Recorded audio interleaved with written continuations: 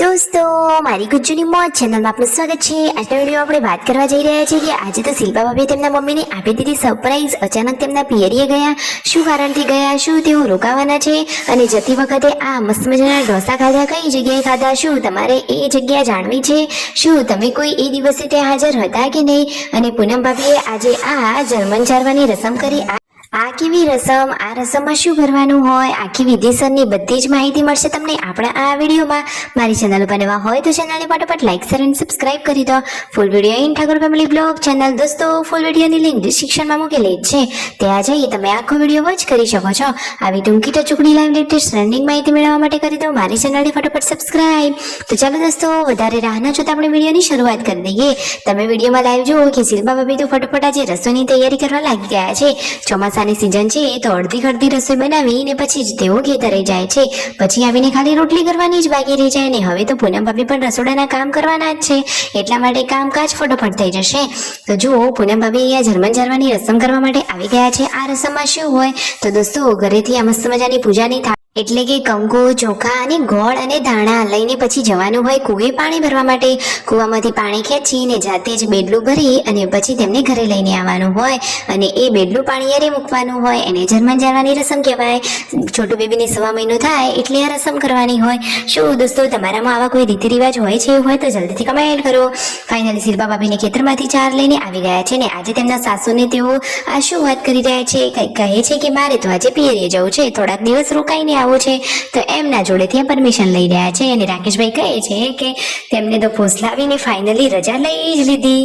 તો આજે તો શિલ્પા ભાભી, રાકેશભાઈ અને યશવી જઈ રહ્યા છે એટલે કે તેમના પિયરીએ। યશુ તો જઈ રહી છે મામાના ઘરે। બધા લોકો બપોરે જમવા માટે બેઠા છે। જમવામાં બનાવે છે સરસ મજાના દાળ ભાત અને રોટલી, એકદમ હલકો ફુલકો સરસ ખોરાક બનાવી દીધો છે।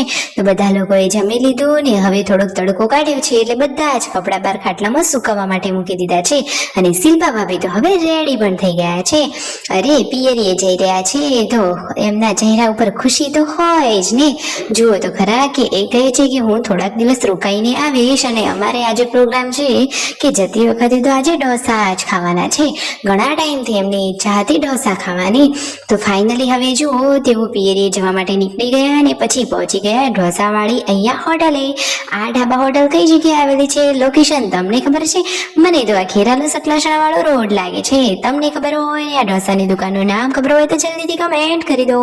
જુઓ તો ખરા કે હવે ઢોસાનો ઓર્ડર આપી દીધો છે। કયા ઢોસા મંગાવ્યા તમારે જોવા છે અને કયા સૌથી બેસ્ટ ત્યાંના પ્રખ્યાત છે? તો દોસ્તો, અહીંયા શિલ્પા ભાભી કહે છે કે મારે તો બહુ ટાઈમથી ઈચ્છા હતી, તો ફાઇનલી આજે ઢોસા ખાવા આવી ગયા। એક સિમ્પલ ઢોસા મંગાવ્યા અને એક ચીની રોલ ચીઝવાળા ઢોસા મંગાવ્યા છે।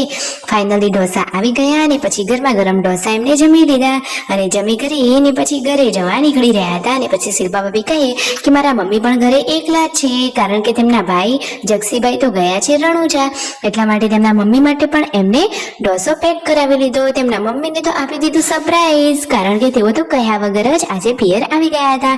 તેમના મમ્મી કહે છે કે અરે, તમે તો જોરદાર સરપ્રાઈઝ આપી દીધું, ફોન કરીને કહેતા પણ નથી ને અચાનક આવી ગયા, હવે તમારું રસોઈનું કામ હું ફટોફટ રસોઈ બનાવી દઉં। પરંતુ શિલ્પા ભાભી કહે છે કે અમે લોકો તો જમીને આવ્યા છે અને તમારા માટે પણ ઢોસો લઈને જ આવ્યા છીએ। તો મસ્ત મજાનું સરપ્રાઈઝ આપી દીધું। યશુ તો મામાના ઘરે ખુશખુશાલ। સબસ્ક્રાઇબ।